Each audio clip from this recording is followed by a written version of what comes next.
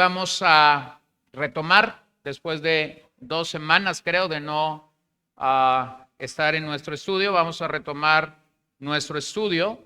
Estamos en Génesis 3. Génesis 3 es el capítulo que cambia la historia de la creación.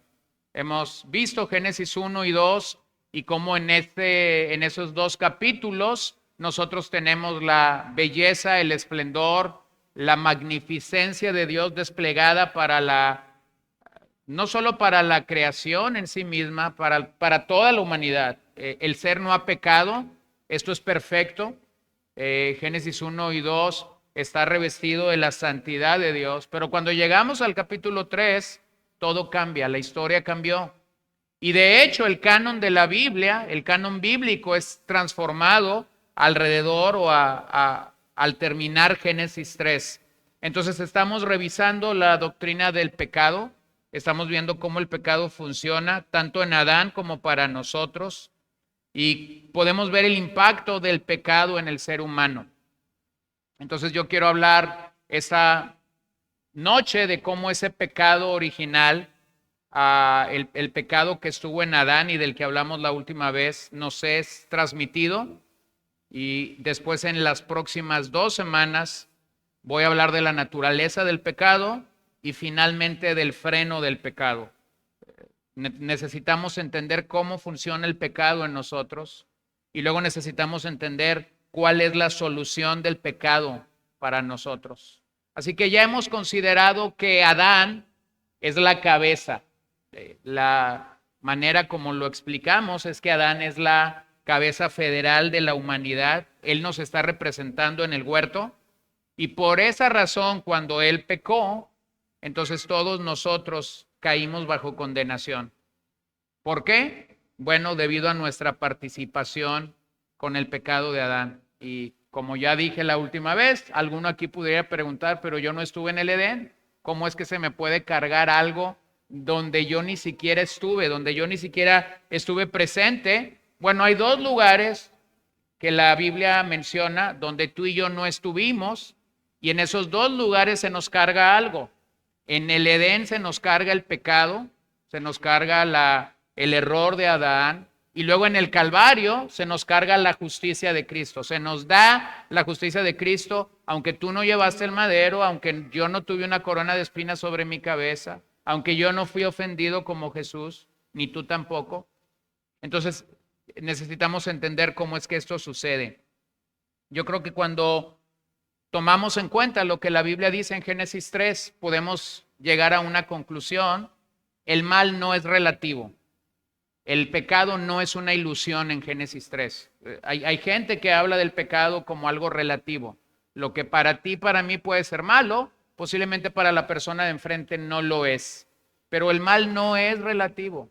El mal o el pecado no es algo que meramente cae en una ilusión. Tampoco el pecado es producto de dioses iguales. Esta fue la propuesta del dualismo y también del gnosticismo, quienes hacen ver a la gente que esto es como una batalla entre 2 dioses, el Dios que es bueno, un Dios que es malo.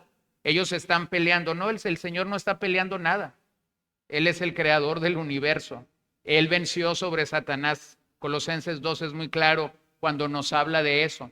Entonces el dualismo realmente lo que hace es poner en batalla a Dios con Satanás. Cuando nosotros leemos la Biblia, nos damos cuenta que Satanás es un enemigo ya derrotado. No deja de ser un enemigo para ti, para mí, pero es un enemigo que ya fue derrotado. Entonces Génesis 3 no brinda detalles sobre el origen de Satanás. Eso lo vimos la última sesión, ¿no? No hay una explicación de cómo este ángel de luz se convierte en Satanás, pero reconocemos que este es un ser creado. Dios mismo lo creó. Por lo tanto, debemos reconocer que Dios no creó el mal, no es creador del mal. Dios creó a quienes se rebelaron.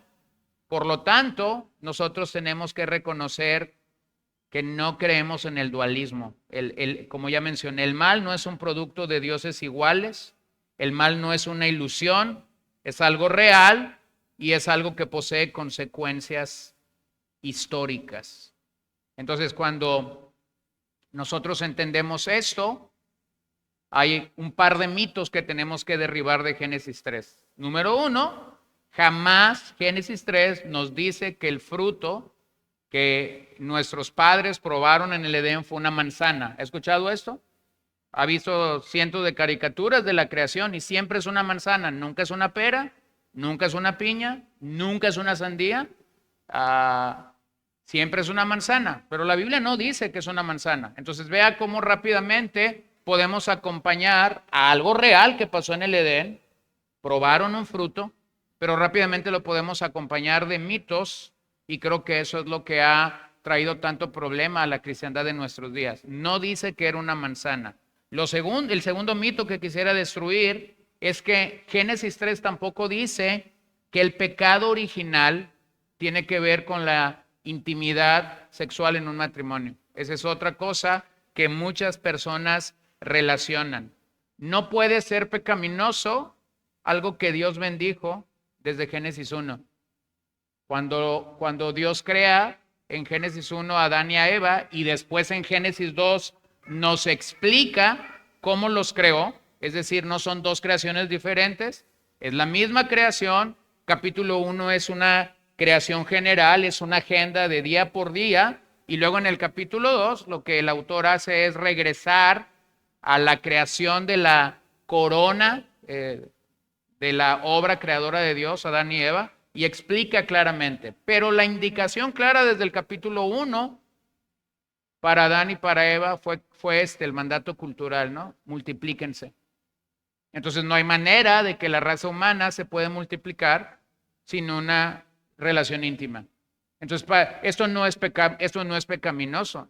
La relación íntima no es ordenada por Satanás. La relación íntima no es organizada por el pecado del ser humano. Dios mismo la instituye desde el capítulo 1, antes de que el pecado entrara a la raza humana, los manda a multiplicarse y los manda también a ser una sola carne. Entonces el pecado original realmente es algo con lo que tenemos que lidiar.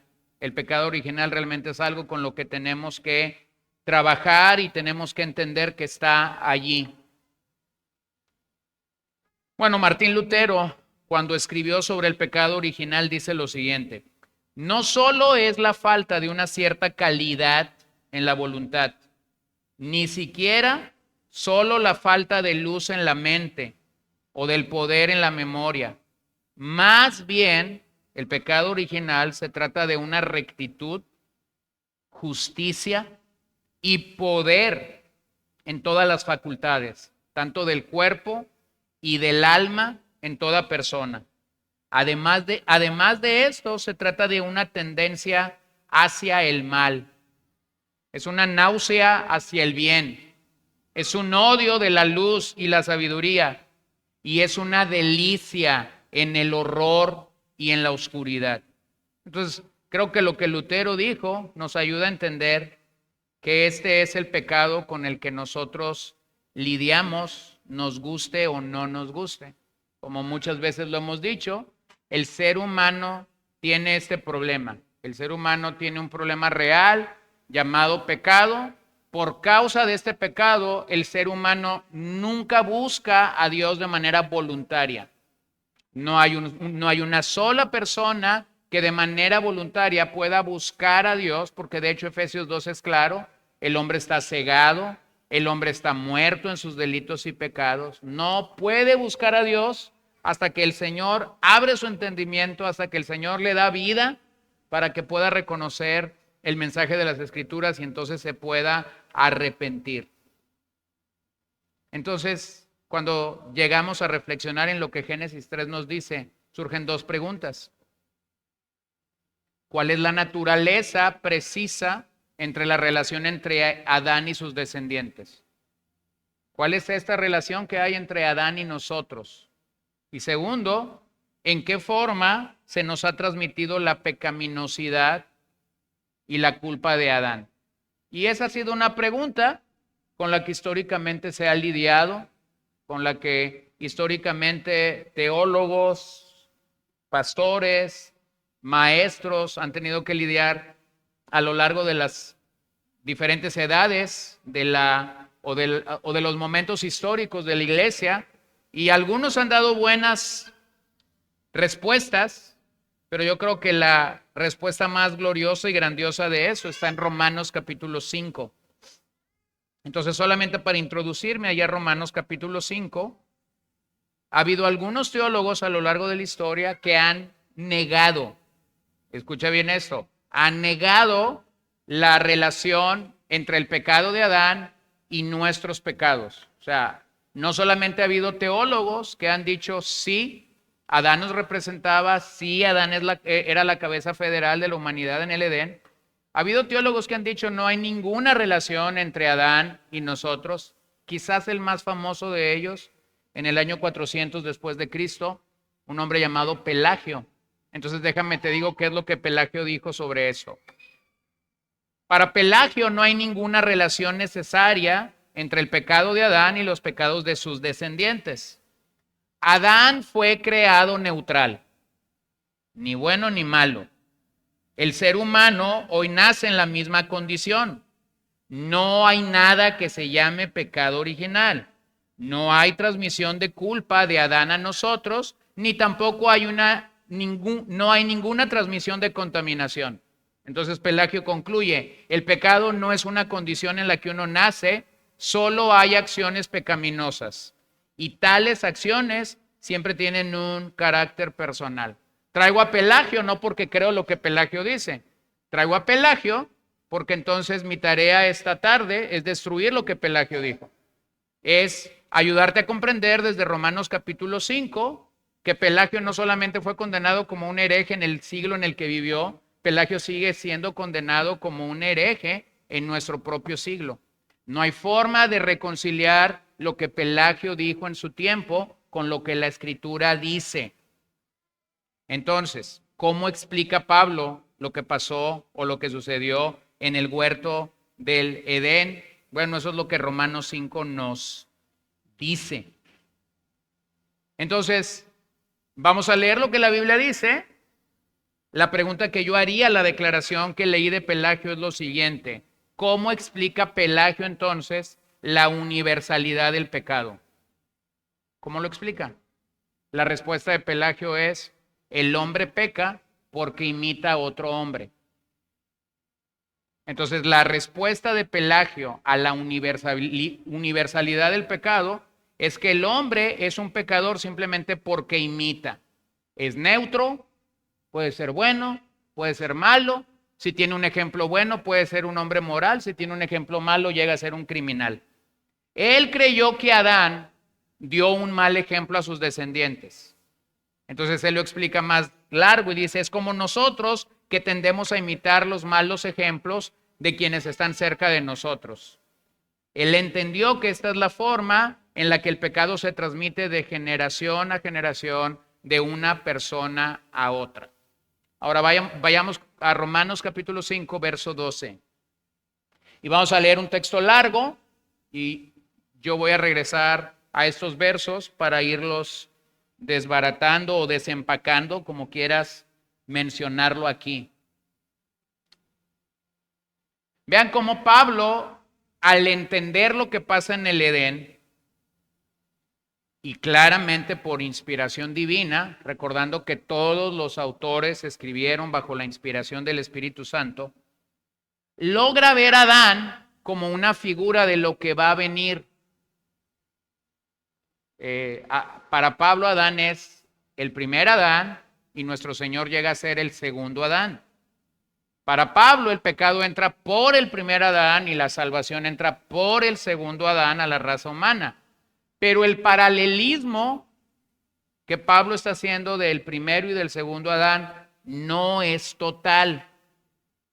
La razón por la que no es total es que así como existen comparaciones entre el primero y el segundo Adán, también existen diferencias significativas entre Adán y Cristo.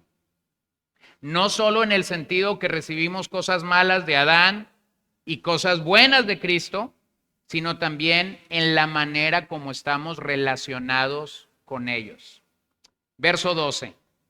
Por tanto, tal como el pecado entró en el mundo por medio de un hombre, y por medio del pecado la muerte, así también la muerte se extendió a todos los hombres, porque todos pecaron. Pues antes de la ley había pecado en el mundo, pero el pecado no se toma en cuenta cuando no hay ley. Sin embargo, la muerte reinó desde Adán hasta Moisés, aún sobre los que no habían pecado con una transgresión semejante a la de Adán, la cual es figura de aquel que había de venir. Pero no sucede con la dádiva como con la transgresión.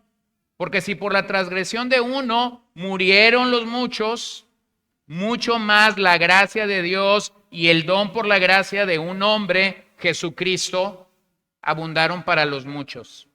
Tampoco sucede con el don como con lo que vino por medio de aquel que pecó, porque ciertamente el juicio surgió a causa de una transgresión, resultando en condenación.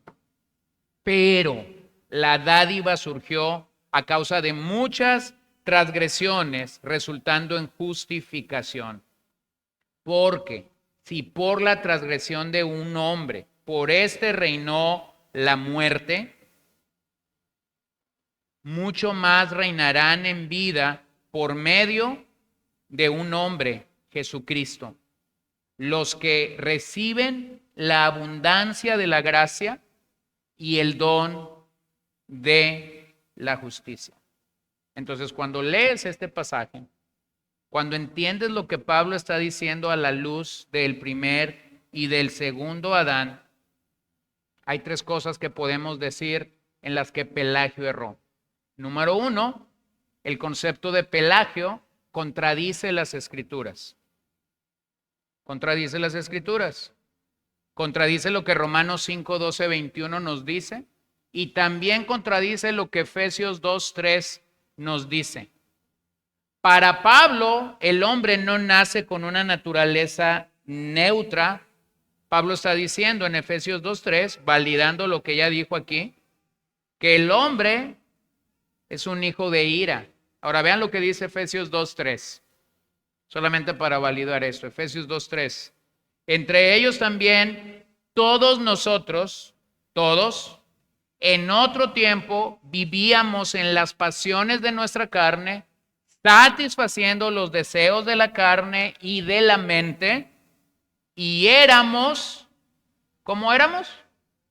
Por naturaleza hijos de ira, lo mismo que los demás. ¿Qué es un hijo de ira? En la mente paulina, un hijo de ira es igual a lo que Jesús revela acerca de los fariseos cuando les dice que ellos realmente son hijos de el diablo.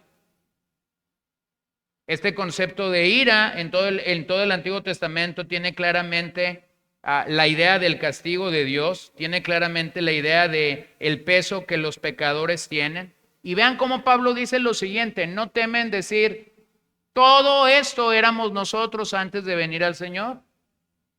Pasamos de ser hijos de ira a ser hijos de Dios. Nuestra naturaleza pasada tiene que ser totalmente transformada, totalmente cambiada, para entonces poder ser llamados hijos de Dios. Juan 1:12, se nos dio derecho, se nos dio autoridad de ser llamados hijos de Dios. Entonces no hay manera alguna en que podamos levantar la mano con Pelagio para decir que el hombre nace neutro. No.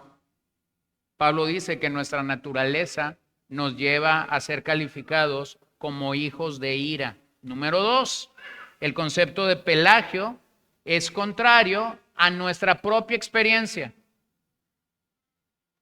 ¿A qué me refiero con que es contrario a nuestra propia experiencia? Bueno, el pecado realmente nos estorba, nos afecta, nos perturba de manera profunda. Miran cómo Jesús lo dice en Juan 8:34. Jesús les respondió, en verdad les digo, que todo el que comete pecado, ¿qué es? Esclavo es del pecado. O sea, no tienes a una sola persona cometiendo pecado que él pueda decir, lo hice solo por curiosidad, lo hice solo por antojo, lo hice solo porque este día no tenía otra cosa que hacer. Realmente cuando una persona está pecando de manera habitual, de manera continua, es un hacedor de pecados, es un esclavo del pecado. Su naturaleza completa está rendida al pecado. Entonces vean cómo nuestra propia experiencia realmente certifica esto. Es hasta que la gracia de Dios se nos es otorgada para creer que nosotros podemos ver que nuestros actos realmente todos son pecaminosos. Por eso es que cuando platicas con una gente o con una persona que recién ha venido al Señor, es común que esta gente está tan maravillada después de practicar por hablar de un pecado y por ponerle nombre a un pecado, no, nada personal, pero vamos a pensar en por ejemplo, en la intriga. Y esta persona ha sido alguien que intriga desde temprana edad en su vida, viene al Señor y de repente comienza a platicarte cómo es su vida pasada y tú cuando estás escuchando su vida pasada, tú dices, bueno, como que esta persona tiene problemas con su lengua, como que esta persona ha metido en muchos aprietos a otras personas. Y de repente esa persona te dice, pero ya me cayó el 20 que yo he venido pecando los últimos 30 años de mi vida con la intriga. Y a nosotros nos parecería que eso es imposible. Nos parecería que una persona que ha estado intrigando debió haberse dado cuenta que ha estado intrigando. La realidad es que no pasa así, porque esa persona, mientras Dios no ha hecho una obra en su vida, ha estado muerta y no ha podido ver lo que ella estaba haciendo. Cambia el pecado, llama al pecado como quieras, a muerte, adulterio, fornicación, engaño, robo. La cosa es la misma. Bueno, lo voy a ilustrar con un ejemplo que usted ya me ha escuchado. Yo estaba en un grupo de hogar compartiendo, llegó una persona que era nueva. Cuando llegó esta persona, yo sabía quién era esta persona o algunos de sus actos. Y yo dije, ay Señor, en qué buen aprieto estoy. Yo iba a hablar esa noche acerca de la lascivia y la lujuria, nuestra lucha contra la lascivia y la lujuria. Y nada personal, pero él se distinguía por eso. Así que yo comencé a explicar un par de pasajes. Y él levanta la mano. Ni siquiera le dije que si alguien quería preguntar algo. Entonces él levanta la mano y cuando levanta su mano, posiblemente habíamos 15, 20 adultos. Él dice, ¿me podrías explicar qué es lujuria? Y yo no sabía si llorar o reír por dentro. Pero esa es la condición de una persona muerta a su pecado. O sea, la respuesta más directa que yo pude haber dado a esa persona, no lo hice, pero la respuesta más directa que yo pude haber dado a tú eres la descripción de esta palabra. No lo hice claramente, pero eso es como funciona el pecado en nosotros. Entonces, nuestra propia experiencia nos deja entender que cuando estamos viviendo como esclavos del pecado, no vemos nuestro pecado. Por eso es que cuando venimos al Señor, nos es fácil seguir viendo el pecado de otra gente, pero todavía nos resistimos a vivir una vida de confesión delante del Señor. Pero bueno, yo oro que el Señor realmente nos lleve a ese momento. Y número 3, los ejemplos malos no siempre corrompen. Pelagio dice que un ejemplo malo pudiera corromperte. Bueno, permíteme demostrar que Pelagio también falla en esto, porque hay 2 personajes de la Biblia, o más posiblemente, claro, Jesús está allí, pero no voy a usar a Jesús. José en Egipto no se corrompió, aunque tuvo la oportunidad de corromperse con la esposa de su jefe, no lo hizo.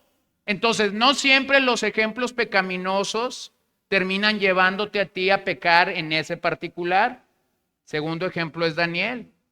Daniel en Babilonia tuvo la posibilidad de corromperse, de convertirse a la cultura caldea. Sin embargo, la Biblia nos dice que mantuvo su integridad como un siervo de Dios. Entonces, bueno, ya desarmé, o por lo menos intenté desarmar lo que Pelagio dijo. Ahora sí puedo ir a lo que Pablo dice. El entorno puede ser ocasión de pecado, pero no la causa. El entorno puede ser ocasión para el pecado, pero no la causa. La raíz del pecado siempre es más honda. No es el medio, no es el cuarto, no es el lugar donde estás. La raíz del pecado siempre es el corazón corrompido del ser humano. Entonces, por eso es que nosotros nos excusamos y decimos cosas como, estaba en el lugar equivocado. No es el lugar, es nuestro corazón. Es nuestro corazón. Sí, el lugar pudiera ser la ocasión, pero nuestro corazón sigue teniendo este problema real con el pecado. Entonces, el pasaje de Romanos que hemos leído nos explica cómo se nos imputa la culpa de Adán. Y esta culpa que se nos imputa viene mediada por medio de nuestra propia corrupción. Hay dos conceptos teológicos adicionales que nos pueden ayudar a entender mejor el pasaje de Romanos. Uno es el realismo y el otro es la imputación directa. Y ambos caminan de la mano en este pasaje de Romanos capítulo 5. El realismo propone que nunca estuvimos en las entrañas de Cristo, pero sí en las de Adán. Como estábamos en sus entrañas, de cierta manera pecamos en él. Este pecado entonces es real en nuestro caso. Entonces el pecado es real para nosotros. Pero el pecado también tiene que ver con imputación directa. Imputación directa se refiere a la transmisión de la culpa. La culpa que estuvo sobre Adán está sobre nosotros. No se refiere a la transmisión de corrupción, sino de culpa.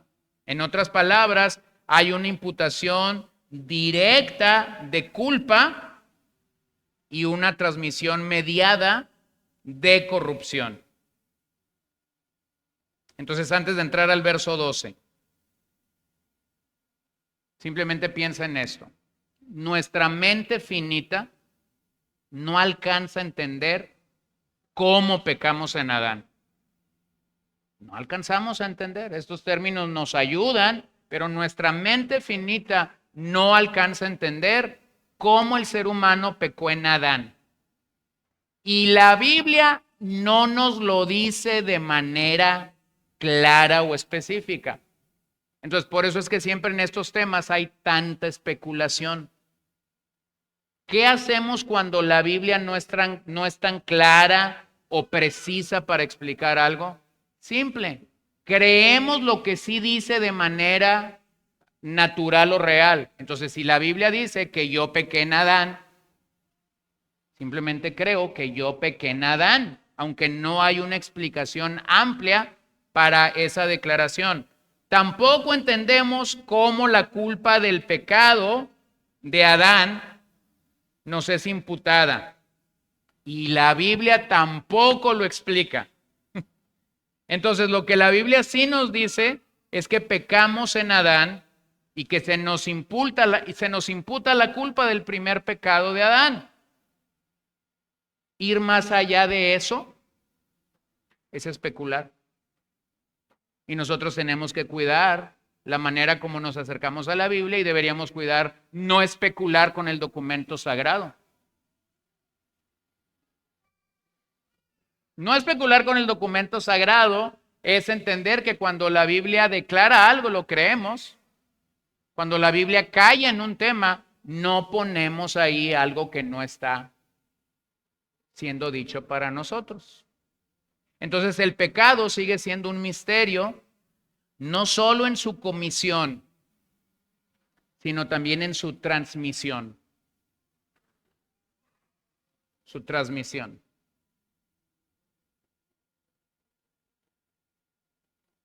Verso 12. Por tanto, tal como el pecado entró en el mundo por medio de un hombre y por medio del pecado la muerte, así también la muerte se extendió a todos los hombres porque todos pecaron. Observen que hay una declaración, pero no hay una explicación. Y puedes buscarla a lo largo del Nuevo Testamento y del contenido de la Biblia y no vas a encontrar una amplia explicación sobre el tema.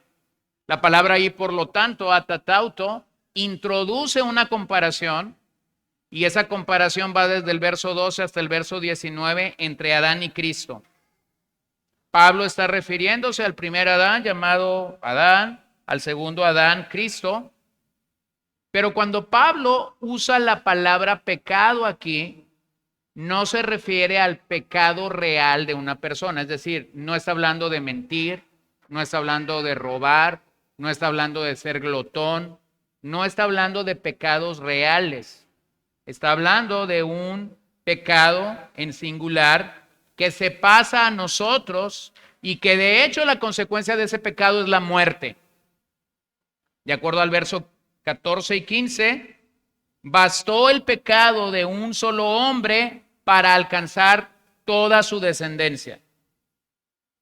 Entonces, cuando Pablo está pensando en el pecado allí, lo que Pablo está refiriendo es el pecado de Adán, lo que ya mencionamos que se conoce como pecado original. Vean verso 13 y 14. Pues antes de la ley había pecado en el mundo, pero el pecado no se toma en cuenta cuando no hay ley. Sin embargo, la muerte reinó desde Adán hasta Moisés, aún sobre los que no habían pecado, con una transmisión semejante a la de Adán, el cual es figura de aquel que había de venir. Vean la declaración de Pablo en el verso aquí 13 y 14. El pecado de Adán realmente se da antes de la Torá, antes de la ley. Entonces, claramente no había un documento, no había una declaración estricta o definitiva como lo que encontramos en Levítico, Números, Éxodo, Levítico, Números y la repetición en Deuteronomio. No estaba en su práctica entre Adán y Moisés. Moisés es el legislador de la nación de Israel. Con él inicia la ley.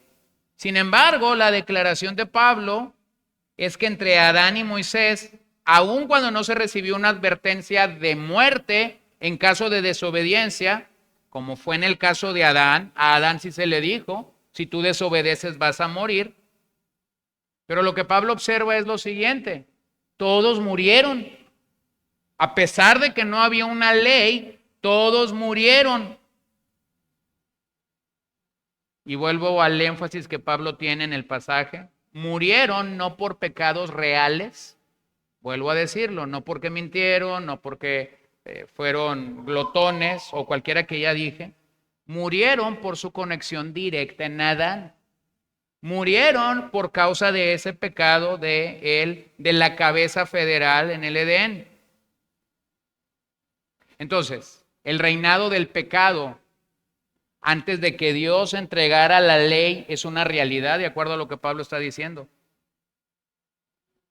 El pecado antes de que Dios entregara la ley prueba que toda la raza humana está involucrada con Adán, quiera o no quiera. Le guste o no le guste. Ahí no levantaron encuesta, ahí no levantaron voto, ahí no hubo elección. Esta era la realidad. Por eso decimos cada vez que llegamos a Génesis 3 que el capítulo 3 marca un antes y un después en la creación.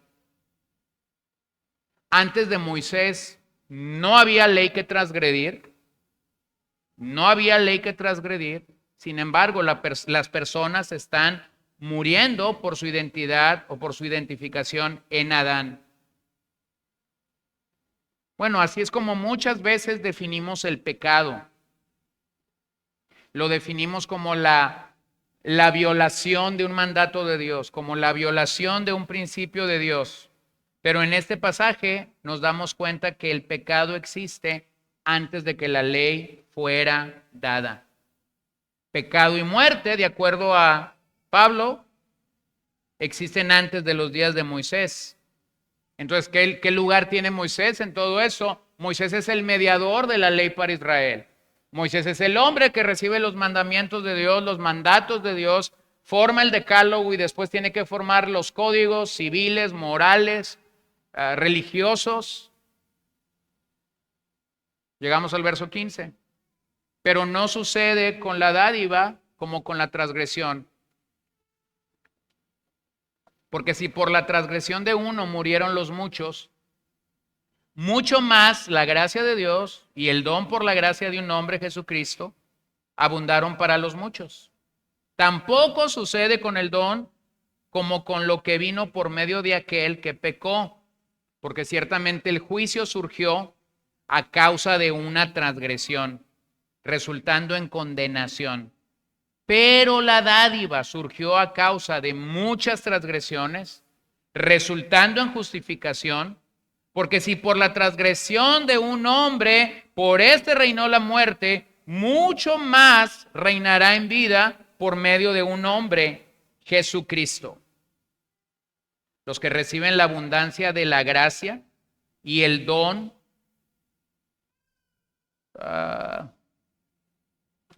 de la justicia. Entonces observa cómo aquí hay una realidad de cómo este don de la gracia se nos está compartiendo o se nos está dando. Observa la seguridad que Pablo tiene en la gracia de Cristo para poder reconocer o para poder entender el gran cambio que hay entre permanecer en Adán o permanecer en Cristo. Observa que las implicaciones de Adán en el ser humano son reales.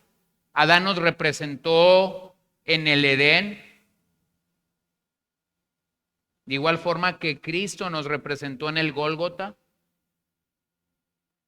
Así que cuando lees estos dos versos hay solo dos opciones. El ser humano está representado o en Adán o el ser humano está representado en Cristo. ¿Estamos en el pecado o estamos en el don de la gracia? Observa cómo el autor es claro, Pablo es claro para decirnos que el primer Adán pecó y nos llevó a la desgracia.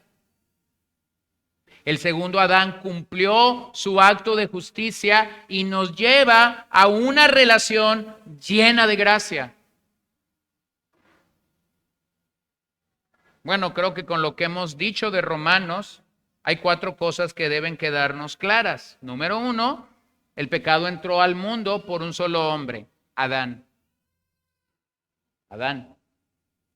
Número 2, hay una estrecha relación entre el pecado de Adán y la muerte.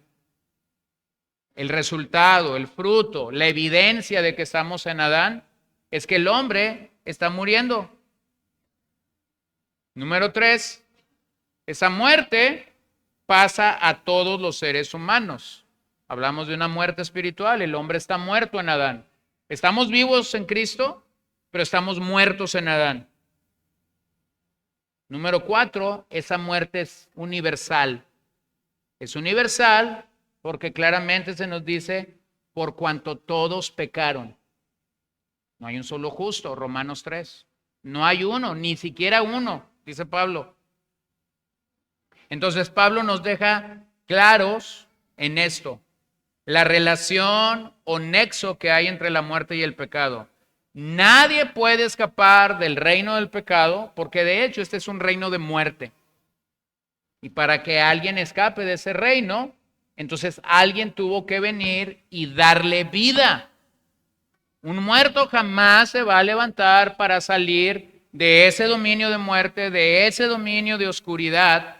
Pero entonces Pablo, nuevamente, no explica, pero sí declara la relación entre el pecado y la muerte. Entonces, una persona que activamente está pecando es una persona a la que nosotros podemos concluir se encuentra en mortandad espiritual o se encuentra muerto espiritualmente hablando. Vean el cambio en el verso 18 o en los últimos versos. Así pues, tal como por una transgresión resultó la condenación de todos los hombres, así también por un acto de justicia resultó la justificación de vida para todos los hombres. Porque así como por la desobediencia de un hombre, los muchos fueron constituidos pecadores, así también por la obediencia de uno, los muchos serán constituidos justos. La ley se introdujo para que abundara la transgresión, pero donde el pecado abundó, sobreabundó la gracia, para que así como el pecado reinó en la muerte, así también la gracia reine por medio de la justicia para vida eterna mediante Jesucristo nuestro Señor. Observe el gran logro de Cristo. Observe la maravillosa gracia de Dios diciéndonos, donde el pecado abunda, sobreabunda la gracia. Bueno, esto es algo maravilloso, porque el lenguaje de estos versos es judicial o legal. La idea que Pablo tiene en mente es el tipo de juicio o el tipo de sistema por el que los romanos pasaban cuando eran juzgados. Entonces Pablo dice aquí que la condenación de los primeros versos en Adán, estamos condenados en Adán, pero en esos últimos versos se contrasta con la justificación. En Adán se nos imputa el pecado, en Cristo se nos imputa su justicia, su dádiva, el don que nosotros no merecemos y del cual no somos dignos. Entonces ambos versos nos enseñan que una transgresión produjo o condujo a la condenación de todos. En la transgresión de Adán, en el pecado de Adán, todos fuimos condenados. Todos. No hay uno solo que no fue condenado. Entonces, cuando el primer Adán falla,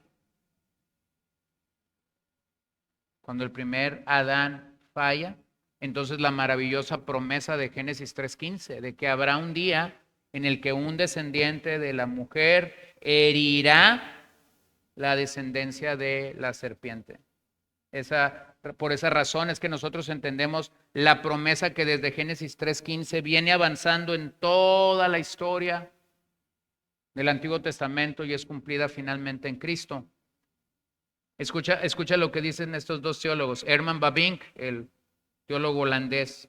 Ha habido solo dos hombres cuyas vidas y obras han alcanzado los límites del género humano, cuya influencia y dominio llegó hasta los confines de la tierra e incluso hasta la eternidad. Estos dos hombres son Adán y Cristo. No hay más. No hay más. O el puritano Thomas Godwin. A los ojos de Dios hay dos hombres, Adán y Jesucristo.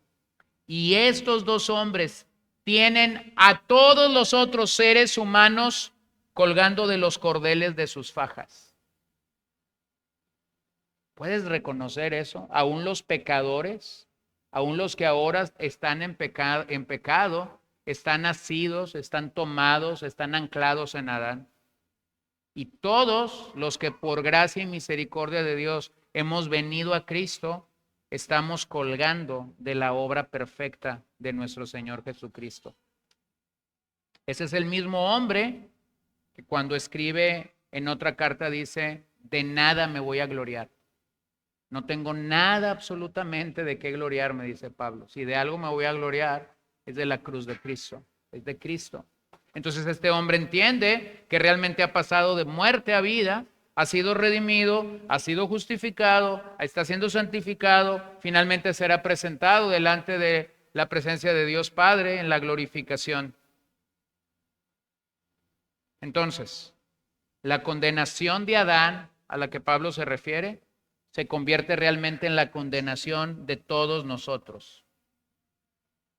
Pero la justicia del segundo Adán nos hace realmente justos cuando somos pecadores. ¿Por qué una persona puede ser justificada de acuerdo a Romanos 5:1? Solo por la obra de Cristo.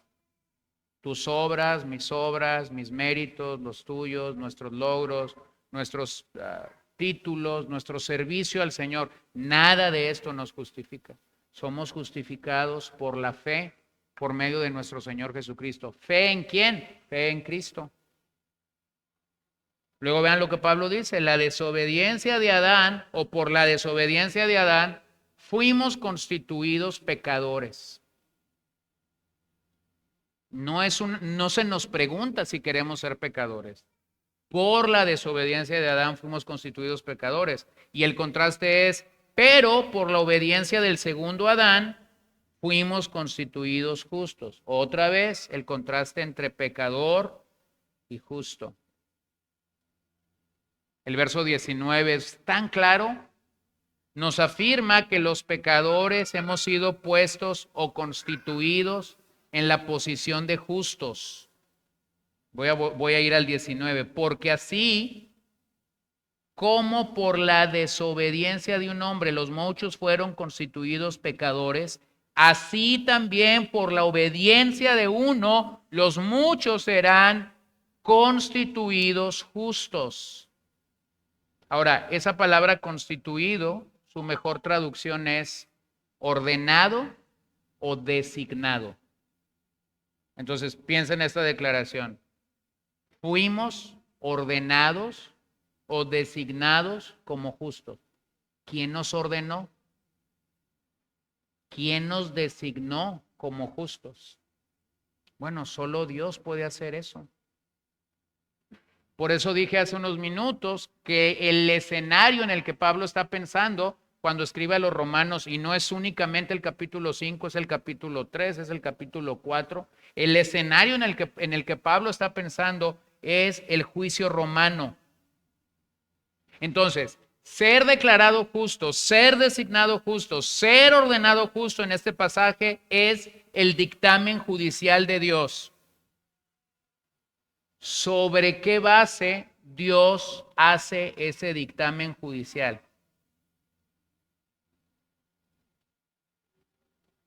Sobre la base de la cabeza. Adán era la cabeza federal en el Edén y por eso el hombre es declarado como un pecador en Adán. Pero luego, cuando Dios determina que el hombre puede ser justo, la cabeza a la que él mira no es el primer Adán. La cabeza a la que él mira es el segundo Adán. Entonces, ni estuviste en el Edén para pedir que fueras declarado un pecador, ni estuviste en el monte Calvario o en el Gólgota para pedir que fueras declarado justo.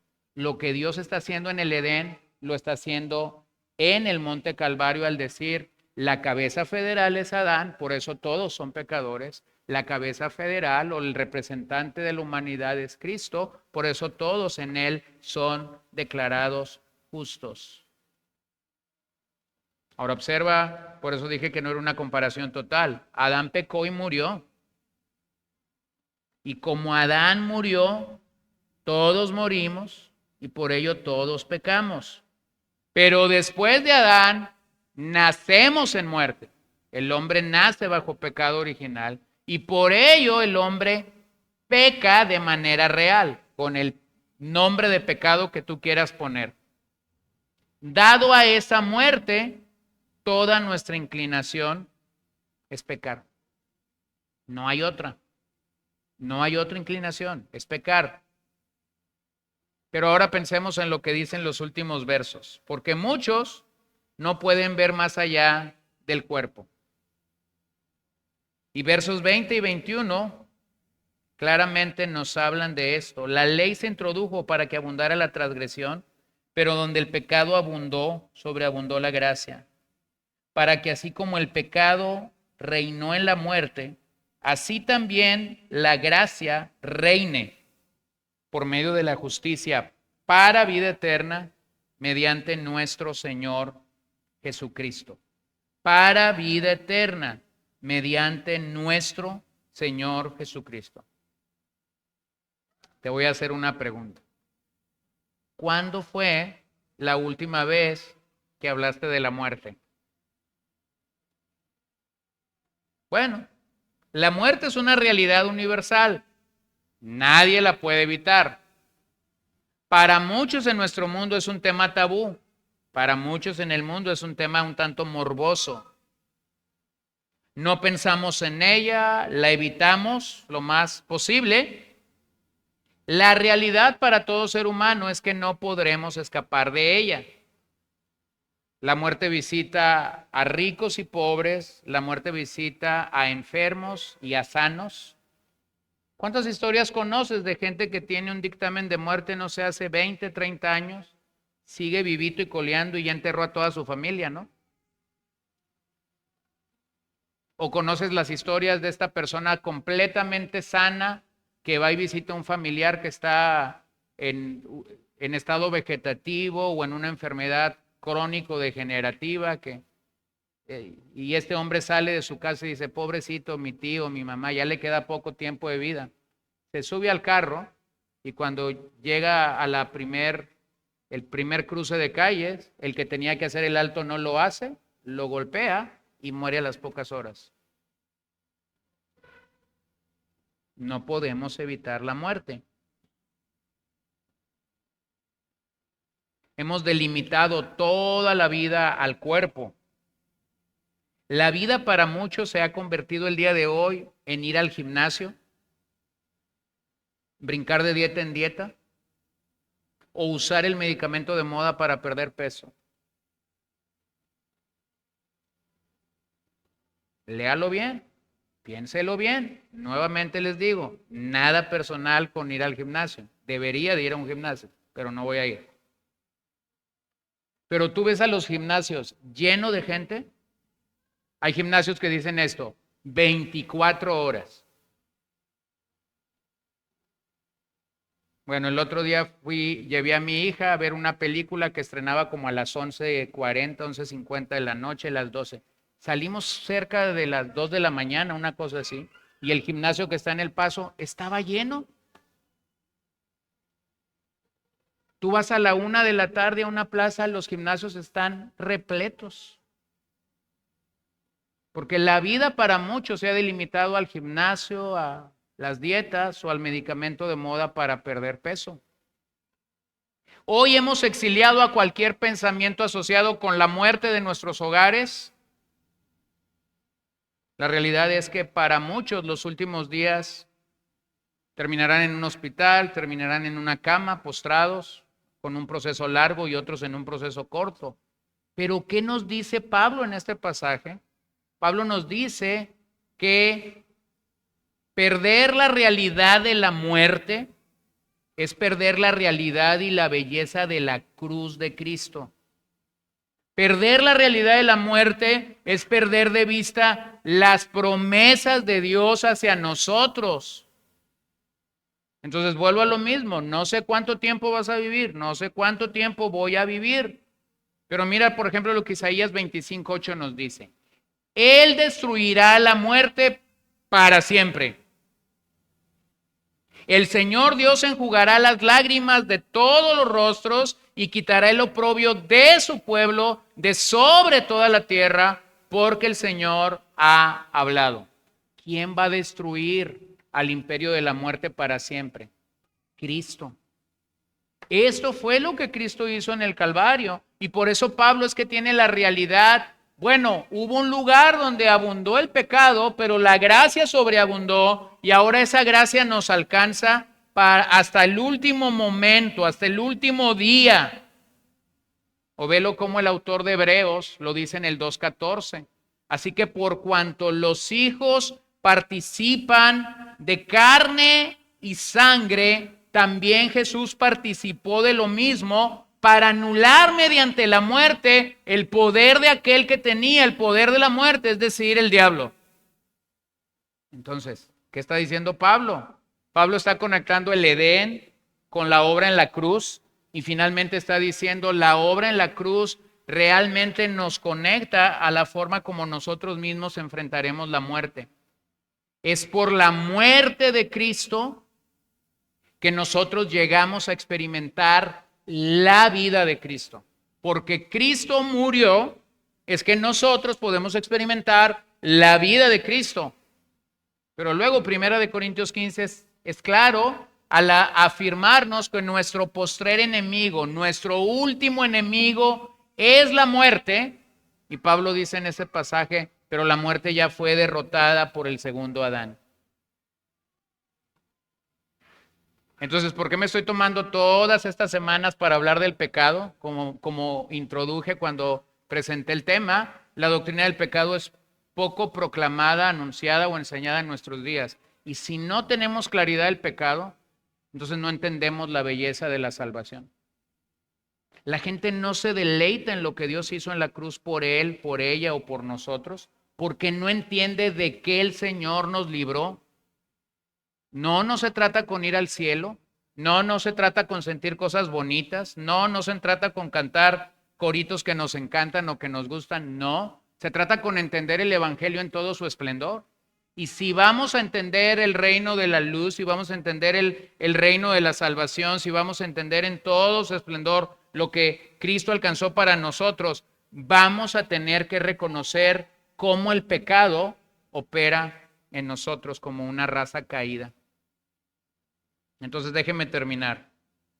Debido a que Adán era nuestra cabeza y nuestro representante cuando pecó, la culpa de su pecado se pone a nuestra cuenta. ¿Qué es eso? Imputación directa. No estuviste allí, pero se te carga directamente. El pecado de Adán se nos carga directamente.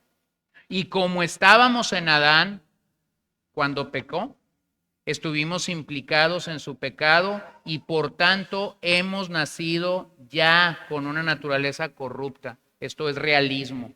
En otras palabras, el pecado es real y el pecado se nos imputa de manera directa.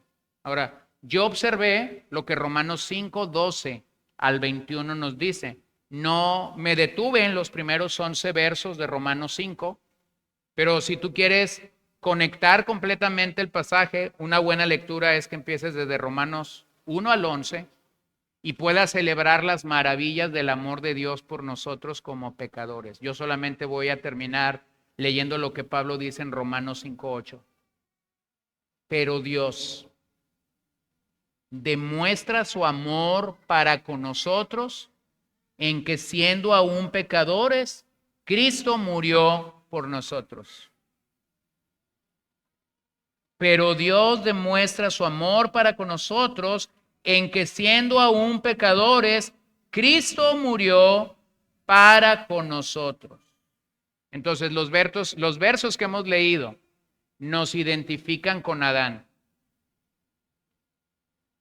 Pero luego Pablo usa la expresión, ¿cuánto más hemos sido llenos de la gracia de Dios sobre nuestras vidas? Entonces, cada vez que piensas en lo que el pecado de Adán introdujo para la raza humana, recuérdate lo que Pablo dice en Romanos 5. ¿Cuánto más? O sea, si el hombre fue afectado en Adán, como ya lo hemos dicho, como ya lo hemos explicado, el contraste que tú tienes que reconocer es cuánto más en Cristo su gracia nos alcanzó, su gracia nos transformó, su gracia nos bendice. Tenemos bendiciones presentes en Cristo que son más grandes que la culpa de Adán, que son más grandes que la vergüenza de Adán.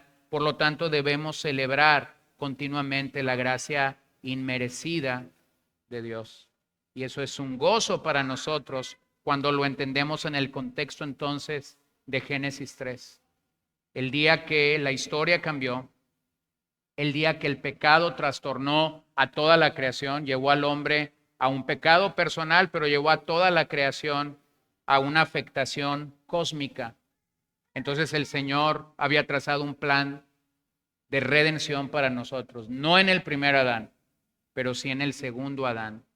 ¿Cuánto más nosotros debemos estar agradecidos con nuestro Dios por ello?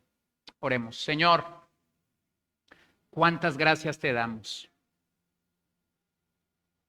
Pablo realmente toma una porción de las Escrituras profunda, una porción de las Escrituras que nos muestra evidencia clara de la realidad del primer Adán, de la realidad histórica del pecado, de la realidad del peso del pecado y de la culpa y de la vergüenza sobre nuestras vidas. Pero luego esto abre el panorama para que podamos entender cuánto más por la gracia de Dios hay salvación y vida eterna para nosotros. Entonces yo pido que esta noche, al estar aquí, los que estamos aquí, los que están por transmisión, los que verán después o escucharán después esta enseñanza, podamos caer rendidos delante de ti, podamos humillarnos ante tu presencia y reconocer cuánto más por la gracia de Cristo. Estábamos en delitos, estábamos en pecados, estábamos muertos, estábamos en condenación eterna. No había esperanza para nosotros dentro de nosotros, pero tuviste a bien enviar a tu Hijo amado a la cruz, enviar a tu Hijo amado como el segundo Adán para que Él solucionara el gran problema en el que la humanidad estaba postrada, rendida, humillada. Por eso te damos gracias, Señor, que podamos captar con todo esplendor, que podamos captar en toda su profundidad, en toda su longitud, en toda su anchura, la obra que tú has hecho por nosotros. Y todo esto lo pedimos para tu gloria, para tu honra y para tu exaltación. Bendice a tu pueblo aquí reunido. Al salir de ese lugar, bendice a mis hermanos en sus casas. Sé con nosotros el resto de la semana y provee para nosotros, Señor, fortaleza, gracia, armonía, a paz en abundancia, Señor, y que podamos reconocer que el gozo de Jehová es nuestra fortaleza en todo momento. En tu nombre oramos y te damos gracias, Señor. Amén. Amén. Que el Señor les bendiga, que el Señor les guarde y que vayan con bien a sus casas.